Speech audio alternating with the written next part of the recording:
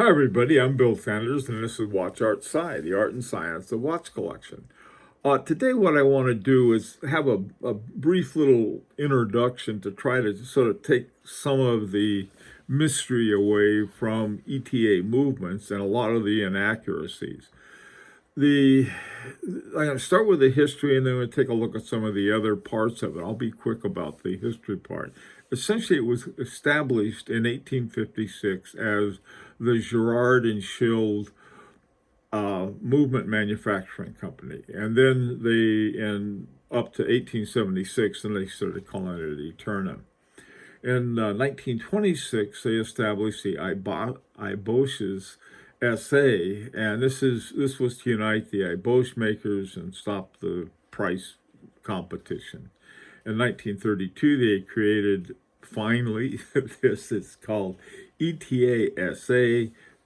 They were going to make the movements, and then Eterna was going to be the watchmaking brand of it. In '74, right before there were two crises. We know about the quartz crisis, but there's also a oil crisis at the same time. And so right before that, they peaked at 84 million watches produced in Switzerland. A lot of watches. Now, jumping up to 1983, there were two things. First of all, two organizations that had some of which had several watch brands with them, SSIH and ASUAG. They merged under what was called Hayek Engineering. And then that same year, later on, Swatch was born. A couple engineers from ETA made the movement for Swatch. First year, they sold 1.1 million of them, and they were off and running. And then finally, in 1985, Nicholas Hayek buys 51% of SSIH, AUSAG, and then renamed the whole thing the Swatch Group. This is in 1997. Okay, now, when we talk about ETAs, there's 5 different grades of ETAs. And they're based on the spring materials, regulation and adjustments, the mean daily rate, the isochronism, and the maximum variation. The economique, which I don't know what they do with that. That's the one they give you in a cat food can of the parts. They're unknown, the spring materials, no regulations or adjustments. It's just sort of, okay, here you go. And you can do it yourself. Now, then we jump up to the next two are called the standards and elaborate. They have the Navaflex NO and then the Navarox for their two springs, their mainspring and their hairsprings. The standard is adjusted to 2 positions, plus minus 12 seconds, and then the isochronism is 30 seconds a day. Maximum variation is 30 seconds. Same with the elaborate on the springs, but they adjust it to 3 positions, and then the variations go down to 7 seconds, and then 15 seconds for the isochronism. So that's half of it. Now, finally, you get to the top and the chronometer. At the top, you have a Navaflex NO again. But you have an anachron hairspring. And the important thing about anachron, as opposed to Navarox, is that anachron handles temperature better. It doesn't vary as much with temperature as the Navarox. It's adjusted to 5 positions, down to 4 seconds a day, and then 15 seconds for your isochronos. Now, your chronometer is the same thing, except it goes to COSC, which means they can put chronometer on it. Now, when looking at the watches that use it, there's a huge number of watches that use ETAs.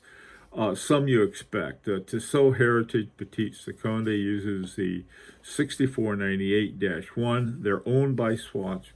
Of course, they're going to be using ETA movements. This one I happen to like a lot because you can go to Joma Shop and find one of these things for about $450 or so. The Tissot Heritage Petite Seconde has that 6498-1. That is the version that has the 18,000 VPH, which I happen to like. I like the low frequencies. Doesn't chew up the parts as quick. Next to it is the Brightly Nav Timer. It's got, now see, these are the ones I always get mad at. Breitling says they're a B24. Well, yeah, they can call it, they can call it pumpkin pie. It doesn't matter. It has a base of a 7750, which is the ETA's chronograph, and then it has the version of 7754, which has some added functions to it. Okay.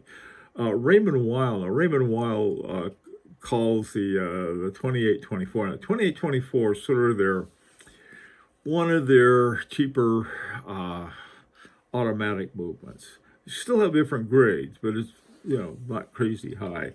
I have a Raymond Weil, and I took it apart, and here's to the right, you have what Raymond Weil calls the RW42 100, which is the 2824. And if you look at the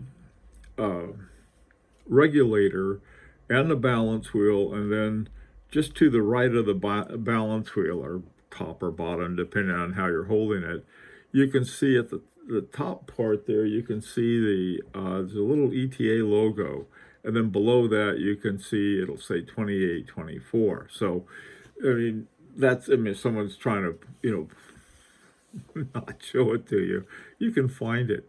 And then finally, in this IWC, it has a 2892A2 base. They call it the 3110. This is another IWC I get mad at because they say, why don't you just say what you got in there? But this one, oddly enough, I happen to really like because I like the 2892. I've come to like it a lot, as a matter of fact. But this one was fairly reasonably priced. I thought, that's not a bad little watch there for that price. Now, when we really get into something interesting, here you have these master watchmakers who will charge hundreds of thousands of dollars for the watches they make for their special client. But they have they wanted to have some lower price ones. So they put in ETAs. Here are 4 examples. Vincent Calabresi's Chronos, Jumping Hours, artwork by this famous Japanese artist, and so forth. If you go to his site, right there it says movement, it says 2892A2. There's no doubt about it. That I really respect quite a bit. Antoine Prezuzzo, he uses what's called the 2897, which is really the 2892 plus a power reserve indicator. And what these guys do, these guys are so talented, they can take the thing as for a power reserve indicator and use it for something else. They don't have to do that. They can do what they want because they're master watchmakers. What they've done here is that if you look at the numbers on here, you have the night and day, you have all of these things in a very compact little place. It's called a trans world, and it's one I'm very interested in getting my mitts on. The Christian Vanderklaw Series 74, this was a watch that, again, the Christian Vanderklaw stuff is way, way up there. I said, well, I'm going to make something for the hoi polloi, for people who don't have a lot of money. And they put in this 2892A2 into the Series 74, and they have some name for it that includes the complication, which of course, given Christian Vanderklaw's astronomical stuff, is a moon phase. Moon phase works great. It's hard to set, though. Now, finally, this is one I just got and just love. It also says 2892, and it's a Daniel Roth Metropolitan. And one of the things on here that I like, on the rotor, it says adjusted to 5 positions. So I know it's the top version of ETA, but it's not the COSC. All right, so that's nice and clear. On the other ones, I haven't seen anything that give me a clue about that, but I haven't looked at them all either. Oh, anyway, so that's sort of an adumbrated version of some things about ETA, and there's the top grade ones, and the 2892 in particular seem to be a favored a favorite among the master watchmakers, at least as far as I've seen. Anyway, that's all for now. Would really like to hear what you have to say, what you think about these. And it's an invitation to subscribe if you like. Until next time, this is Bill Sanders for Watch Art Side, the Art and Science of Watch Collection.